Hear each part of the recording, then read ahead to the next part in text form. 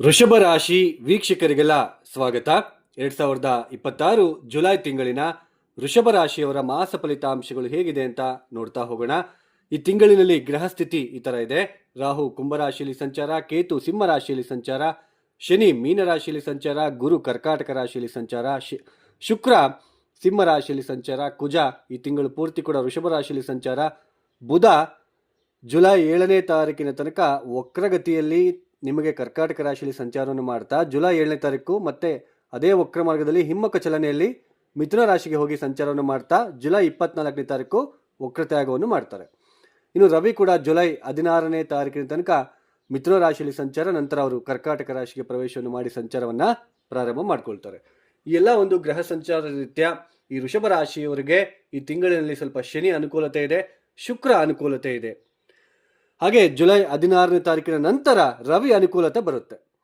So ಒಟ್ಟಾರೆಯಾಗಿ ಈ ವೃಷಭ ರಾಶಿಯವರಿಗೆ ಮುಖ್ಯವಾಗಿ ಚತುರ್ಥ ಸ್ಥಾನದಲ್ಲಿ ಕೇತು, ಮನೆ ವಿಚಾರ, ಮನೆ ಕಟ್ಟಬೇಕು, ವಾಹನ ತಗೋಬೇಕು, ಮನಃಶಾಂತಿ, ಉದ್ಯೋಗದ ಜೀವನದಲ್ಲಿ ಸಾಕಷ್ಟು ಏರುಪೇರು, ಮನಃಶಾಂತಿ ಇರೋದಿಲ್ಲ.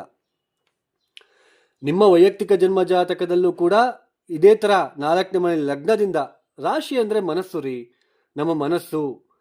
ಸೊ ಈ ವೃಷಭ ರಾಶಿ, ನಮ್ಮ ಇಲ್ಲಿ ಚಂದ್ರ ಇದ್ದಾಗ ನಾವು ಯಾವ ನಕ್ಷತ್ರದಲ್ಲಿ ಹುಟ್ಟಿರ್ತೀವೋ ಆ ನಕ್ಷತ್ರ ಅಧಿಪತಿಯಿಂದ ನಮಗೆ ದಶಾಭಕ್ತಿ ಪ್ರಾರಂಭ ಆಗ್ತಾ ಹೋಗುತ್ತೆ. ಒಂದೊಂದೇ ದಶ ಬಂದಾಗ ಆ ಗ್ರಹ ದಶ ನಮಗೆ ಎಷ್ಟರ ಮಟ್ಟಿಗೆ ಶಿವ ಫಲಿತಾಂಶ ಕೊಡುತ್ತೆ ಅಂತ ಹೆಂಗೆ ಗೊತ್ತಾಗುತ್ತೆ ಅಂದರೆ ಲಗ್ನದಿಂದ. ಲಗ್ನ ಅಂದರೆ ನಮ್ಮ ಶರೀರ, ಆ ಶರೀರದಲ್ಲಿ ಬರ್ತಕ್ಕಂತಹ ಮನಸ್ಸು ಇದೆಯಲ್ಲ ಅದನ್ನು ನಾವು ರಾಶಿ ಅಂತ ನಾವು ಕರಿತೀವಿ. ಅದಕ್ಕೆ ಆ ಮನಸ್ಸು ಸ್ವಲ್ಪ ಜಾತಕ ರೀತ್ಯ ತೊಂದರೆಯಲ್ಲಿದ್ದಾಗ, ಜಾತಕ ಸರಿ ಇಲ್ಲ ಅಂದಾಗ ನಮ್ಮ ಮನಸ್ಸು ಸ್ವಲ್ಪ ತೊಂದರೆಯಲ್ಲಿರುತ್ತೆ. ಸೊ ಆವಾಗ ಅಟ್ಲೀಸ್ಟ್ ಗೋಚಾರದಿಂದ ನಮಗೇನಾದರೂ ಮನಃಶಾಂತಿ ಸಿಗುತ್ತಾ ಅಂತ ಹೇಳ್ಬಿಟ್ಟು ನಾವು ರಾಶಿ ಫಲಿತಾಂಶ ನಾವು ನೋಡ್ತೀವಿ. ಈಗಲಾದರೂ ಅರ್ಥ ಆಗಿರಬೇಕು ನಿಮಗೆ. ಸೊ ಈ ತಿಂಗಳಿನಲ್ಲಿ ಬುಧ ವಕ್ರಿ, ಪಂಚಮಾಧಿಪತಿ ಬುಧ ವಕ್ರಿ ಆಗ್ತಾ ಇರೋದ್ರಿಂದ ಪ್ರಯತ್ನಗಳು ಹಾಳಾಗ್ತಕ್ಕಂಥದ್ದು, ಮಿಸ್ಕಮ್ಯುನಿಕೇಶನ್, ಇದ್ರ ವ್ಯಾಪಾರದಲ್ಲಿ ಅಭಿವೃದ್ಧಿ ಇಲ್ಲದೆ ಇರತಕ್ಕಂಥದ್ದು, ಹಾಗೇನೆ ಪ್ರಯಾಣದಲ್ಲಿ ಚಿಕ್ಕ ಚಿಕ್ಕ ಪ್ರಯಾಣದಲ್ಲಿ ವ್ಯತ್ಯಾಸಗಳು ಉಂಟಾಗ್ತಕ್ಕಂಥದ್ದು, ಮಿಸ್ಕಮ್ಯುನಿಕೇಶನ್ ಆಗ್ತಕ್ಕಂಥದ್ದು ಈ ಥರ ಎಲ್ಲ ಇರುತ್ತೆ. ಹಾಗೆ ನೀವು ಅಂದ್ಕೊಂಡಿರೋ ಕೆಲಸದಲ್ಲಿ ಸ್ವಲ್ಪ ಸಫಲತೆ ಇಲ್ಲದೆ ಇರತಕ್ಕಂಥದ್ದು. ಹಾಗೆ ವಕ್ರಿ ಬುಧ ಜುಲೈ 7ನೇ ತಾರೀಕು ದ್ವಿತೀಯ ಸ್ಥಾನದಲ್ಲಿ ಬರ್ತಾ ಇರೋದ್ರಿಂದ ಹಣಕಾಸಿನ ನಷ್ಟ, ತೀವ್ರವಾಗಿರ್ತಕ್ಕಂತಹ ಹಣಕಾಸಿನ ನಷ್ಟ, ಕುಟುಂಬದಲ್ಲಿ ಸ್ವಲ್ಪ ತಾಪತ್ರಯಗಳು, ಎಫರ್ಟು ಜಾಸ್ತಿ ಹಾಕ್ಬೇಕಾಗಿರೋ ಪರಿಸ್ಥಿತಿ, ವಿಶ್ರಾಂತಿ ಇಲ್ಲದೆ ಇರತಕ್ಕಂತಹ ಪರಿಸ್ಥಿತಿ, ಹಣ ಜಾಸ್ತಿ ಖರ್ಚಾಗೋದು, ರ್ಯಾಶ್ ಆಗಿ ಮಾತನಾಡ್ತಕ್ಕಂಥದ್ದು ಈ ಥರ ಇರುತ್ತೆ. ಸೊ ಕೇತು ಇಲ್ಲಿ ಉಪಸ್ಥಿತಿ ಸರಿ ಇಲ್ಲ. ನಿಮ್ಮ ರಾಶಿಗೆ ಅಧಿಪತಿಯಾಗಿರ್ತಕ್ಕಂತಹ ಶುಕ್ರನೇ ಚತುರ್ಥ ಸ್ಥಾನಕ್ಕೆ ಬರ್ತಾ ಇರೋದು ಸ್ವಲ್ಪ ಇಷ್ಟು ದಿನ ಮನೆ ವಿಚಾರ, ಮನೆ ರಿಪೇರಿ ಮಾಡಿಸ್ಬೇಕಪ್ಪ ಅಂತ ಅನ್ಕೊಂಡು ಕೇತು ಬ್ರೇಕ್ ಮಾಡಿಸ್ತಾನೆ. ಆ ಮನೆ ರಿಪೇರಿ ಮಾಡೋದಕ್ಕೆ ಅಥವಾ ಹೊಸ ಮನೆ ಕಟ್ಟಲಿಕ್ಕೆ, ಹೊಸ ಸೈಟ್ ತಗೊಳೋದಕ್ಕೆ ಇಲ್ಲಿ ಬ್ರೇಕ್ ಮಾಡಿಸ್ತಾ ಇರ್ತಾನೆ, ಅಡೆತಡೆಗಳನ್ನು ತಂದು ಕೊಡ್ತಾ ಇರ್ತಾನೆ. ಆಗ ಶುಕ್ರನ ಪ್ರವೇಶ ಆಗ್ತಾ ಇದೆ ಈಗ ಜುಲೈ ತಿಂಗಳಿನಲ್ಲಿ. ಸ್ವಲ್ಪ ಜುಲೈ ತಿಂಗಳಲ್ಲಿ ಶುಕ್ರ ಈಗ ಕೇತು ಹೆಚ್ಚು ಕಡಿಮೆ 25ರಿಂದ 26 ಡಿಗ್ರಿಯಲ್ಲಿ ಸಂಚಾರವನ್ನು ಮಾಡ್ತಾ ಇದ್ದಾರೆ. ಸೊ ಇಲ್ಲಿ ಏನಾಗುತ್ತೆ ಅಂದರೆ ಶುಕ್ರ ಇವಾಗ ಬಂದಿರೋದ್ರಿಂದ ಸ್ವಲ್ಪ ಚತುರ್ಥ ಸ್ಥಾನದಲ್ಲಿ ಇರೋದ್ರಿಂದ ನಿಮಗೆ ಆ ಒಂದು ಯಾವುದಾದ್ರೂ ವೆಹಿಕಲ್ ತೊಗೊಳೋದಕ್ಕೆ ಅಥವಾ ಮನೆ ಕಟ್ಟೋದಕ್ಕೆ ಅಥವಾ ರಿಪೇರಿ ಮಾಡಿಸೋದಕ್ಕೆ ಸ್ವಲ್ಪ ಅನುಕೂಲತೆಗಳು, ಮನಃಶಾಂತಿ ಕೊಡೋದಕ್ಕೆ ಪ್ರಯತ್ನ ಮಾಡ್ತಾನೆ. ಆ ಕೇತುವಿನ ಏನು ನೆಗೆಟಿವ್ ಅಂಶವನ್ನು ನ್ಯೂಟ್ರಲ್ ಮಾಡೋದಕ್ಕೆ ಪ್ರಯತ್ನ ಪಡ್ತಾರೆ. ಆದರೆ ಶುಕ್ರ ಯಾವಾಗ ಕೇತುವಿನ ಜೊತೆ ಡೀಪ್ ಕಂಜಕ್ಷನ್ ಆಗ್ತಾರೆ, 1 ಡಿಗ್ರಿಯಲ್ಲಿ ಬಂದಾಗ ಸ್ವಲ್ಪ ತೊಂದರೆಗಳು, ಸ್ತ್ರೀಯಿಂದ ಮತ್ತೆ ತೊಂದರೆಗಳು, ಮನಃಶಾಂತಿ ಹದಗೆಡೋದು ಸ್ವಲ್ಪ ಆಗುತ್ತೆ. ಕೇತುವಿಗೆ ಡಿಗ್ರಿಗೆ ಹತ್ತಿರ ಬಂದಾಗ ಮಾತ್ರ ಸ್ವಲ್ಪ ದಿನ ಇರುತ್ತೆ. ಬಟ್ ಶುಕ್ರ ಇನ್ನು ಇವಾಗ ತಾನೆ ಜುಲೈ 4ನೇ ತಾರೀಕು ಪ್ರವೇಶ ಆಗ್ತಾ ಇರೋದು. 0 ಡಿಗ್ರಿ, 2 ಡಿಗ್ರಿ, 3, 4, 5, 6 ಈ ಥರ ಬಂದಾಗಲೆಲ್ಲ ಕೇತು 28 ಡಿಗ್ರಿಯಲ್ಲೆಲ್ಲ ಆ್ಯಕ್ಚುಲಿ ಒಂದು ಹೆಚ್ಚು ಕಡಿಮೆ 8 ಡಿಗ್ರಿವರೆಗೂ ಬಂದಿದ್ದಾರೆ. ಯಾಕೆಂದರೆ ರಿವರ್ಸ್ ಅಲ್ವಾ, ಅವರು ಆ್ಯಂಟಿ ಕ್ಲಾಕ್ ವೈಸಲ್ಲಿ ರನ್ ಆಗೋದು. ಸೊ 8 ಡಿಗ್ರಿವರೆಗೂ ಬಂದಿರ್ತಾರೆ. ಶುಕ್ರ 8 ಡಿಗ್ರಿ ಪಾಸ್ ಆದಮೇಲೆ ಸ್ವಲ್ಪ ನಿಮಗೆ ವಾಹನ ತಗೊಳೋದಕ್ಕೆ, ಆಮೇಲೆ ಮನಃಶಾಂತಿಯಾಗಿರೋದಕ್ಕೆ ಸ್ವಲ್ಪ ಅನುಕೂಲತೆಗಳನ್ನು ಕೊಡ್ತಾ ಹೋಗ್ತಾರೆ ಅಂತ ಅರ್ಥ. ಅಂದರೆ ಡಿಗ್ರಿ ವೈಸ್ ನಾವು ನೋಡಿಕೊಂಡ್ರೆ ಯಾವಾಗ ಶುಕ್ರನಿಂದ ಅನುಕೂಲತೆ ಸಿಗುತ್ತೆ ಅಂತ ಗೊತ್ತಾಗುತ್ತೆ.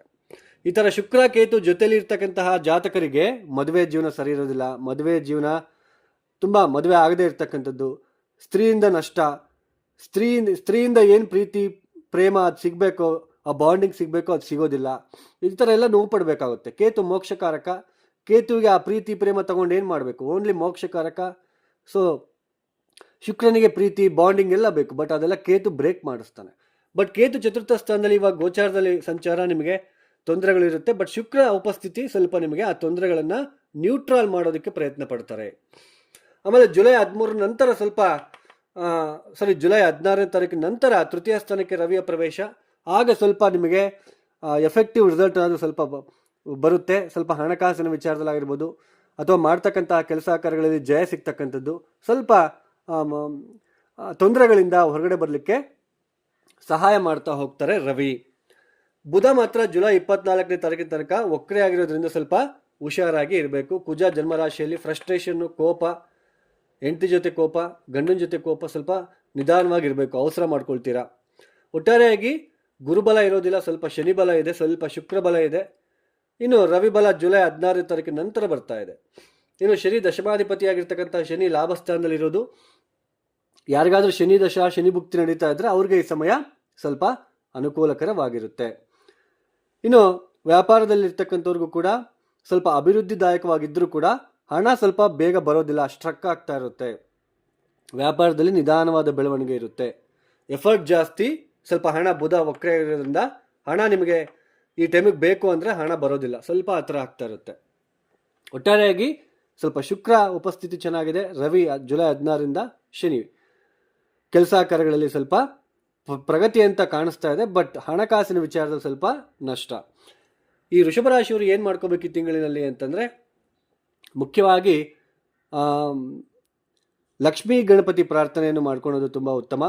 ಹಾಗೆ ವಿಷ್ಣು ಸಹಸ್ರನಾಮವನ್ನು ಹೇಳ್ಕೊಳ್ತಕ್ಕಂಥದ್ದು ಸ್ವಲ್ಪ ಉತ್ತಮ. ವೀರಭದ್ರ ಅಥವಾ ಕಾಲಭೈರವ ದರ್ಶನ ಸ್ವಲ್ಪ ನಿಮಗೆ ಮತ್ತಷ್ಟು ಉತ್ತಮ. ಯಾರೆಲ್ಲ ಈ ವಿಡಿಯೋನ ನೋಡ್ತಾ ಇದ್ದೀರಾ, ನಿಮ್ಗೆ ಇಷ್ಟ ಆಗಿದ್ರೆ ಮಾತ್ರ ಲೈಕ್ ಮಾಡಿ, ಶೇರ್ ಮಾಡಿ, ಸಬ್ಸ್ಕ್ರೈಬ್ ಮಾಡ್ಕೊಳ್ಳಿ. ಅದರ್ವೈಸ್ ಜಸ್ಟ್ ಸ್ಕಿಪ್ ಮಾಡಿ, ಇಗ್ನೋರ್ ಮಾಡಿ ಹೊರಟೋಗ್ತಾರೆ. ಮತ್ತು ಯಾರಿಗಾದರೂ ಆಸ್ಟ್ರಾಲಜಿ ಕನ್ಸಲ್ಟೇಷನ್ ಬೇಕು ಅಂತಂದರೆ ಡಿಸ್ಪ್ಲೇ ಆಗ್ತಿರೋ ನಂಬರ್ಗೆ ನೇರವಾಗಿ ಕರೆಯನ್ನು ಮಾಡಿ.